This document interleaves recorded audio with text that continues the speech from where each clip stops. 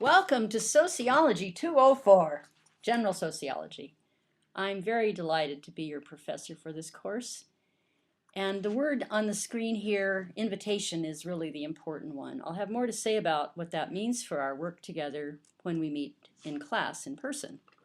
And as for the topic, exploring together how humans create social worlds, well, that's sociology in a nutshell.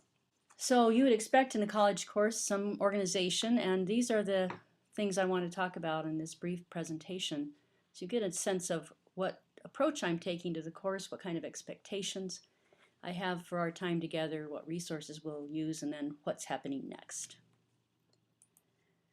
So about approaches, many times people think about learning a new subject as like becoming a tree where you have strong roots and a strong trunk and foundation, and then once you know the basics of something, you can branch out and get new kinds of knowledge. And that's a fine approach, but I'm taking a little bit of a different one here. It's a bit experimental this year, and I'm asking you to go along with me and try this. Thinking of learning together is more like being a ginger root. A rhizome is what the name of it. You can check out what those are here on Wikipedia. This is a ginger root. Your irises have the same sort of thing, and there are nodes that branch out in different directions, and there's not really a central place. So while we learn a lot, it's not going to be quite the same as having one central experience. So we'll have lots of different ones. So what are the expectations? Well, all of us here together, when we meet together and when we're working separately, we need to engage. Read whatever there is to read and new things we may find, investigate, interview, whatever we'll be doing, and come together in the class prepared for a conversation. And this is about connecting then. It's about acting like a rhizome, being nodes that go off in different directions with ideas and with other people. And then very importantly too, it's important to share what we learn, make our learning visible, make it obvious that we now know something we didn't know before, we have ideas that we didn't have before, we have questions perhaps even that we didn't have before. So what are the resources that we bring to this? We bring our diverse lifetimes of experience, many hundreds of years if we added them all up. We bring different skills in how we talk, how we listen, how we know how to write, and whether we use a lot of social media skills or not, or the computer very well, we have different backgrounds.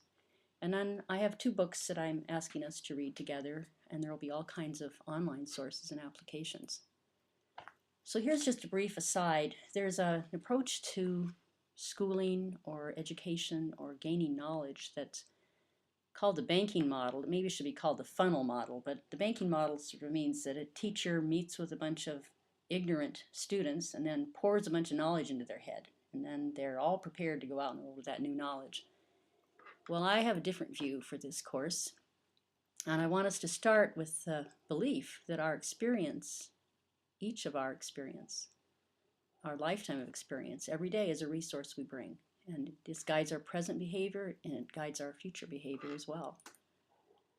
You would be unsurprised at this one, but as a sociology professor, I believe really deeply that this way of looking at the world can help us understand how we make sense of the experiences of our past and our projections into the future. And this one may be new, but an assumption for this course is based on some recent research looking at the power of the internet and the vast amounts of knowledge that are available to us now. On your smartphone, you carry more information in your pocket than whole rooms of IBM machines used to carry. And this quote from Weinberger I really like: "The smartest person in the room is the room." But just for a little humor about that, I found this picture of a brain that's called Your Brain on College. So you might look at that a little bit and smile. But then the quote here, it's so ubiquitous on the web that I couldn't find out really who said it first, but I think you get the point. If you're the smartest person in the room, you're probably in the wrong room. So in addition to experience, we have many different skills in speaking and writing and in what's often called new media that involves things like social media and applications for the web. And so to have a sense of who we are and what you bring, I'd like you to complete the following two surveys by our first meeting and bring your responses to this, your thoughts about it, to our time together, because we'll use our first day to talk about what these may help us to do in the class. So there's a general skills and preferences survey that you'll find here on the Blackboard site. And then this one you have to look up on the internet. I have the address for it there at the bottom. The Pew Internet and American Life Project Survey. It asks, what kind of a tech user are you? And this will give you a little bit of a notion about how you might be labeled in relation to other people's experiences too.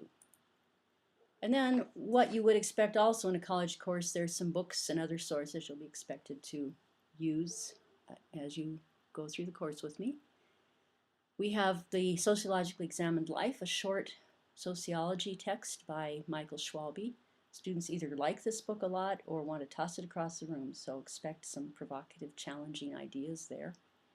An autobiography called Burro Genius, which is the life of a young Latino boy in the 1940s and his experience with schooling and some of the challenges he faces. And then a website that I've put together that I'm still building as we look at this course together, called The Paradox of Society, and you'll have an opportunity to participate there. We'll have lots of sociology blogs and articles, and we have the whole World Wide Web, so it's a pretty big menu, pretty big buffet. So what's next? Well, on the first day of class, we'll reflect on all these questions about the resources we bring and the experiences we have, and look at the course requirements. I'll have a really specific syllabus there, and we'll organize some parts of it together. And then the next time we meet, we'll consider some starting arguments about sociological mindfulness that you'll find in the preface and first chapter of our text, The Sociologically Examined Life. So if you're up for this adventure, come along and I'll see you there.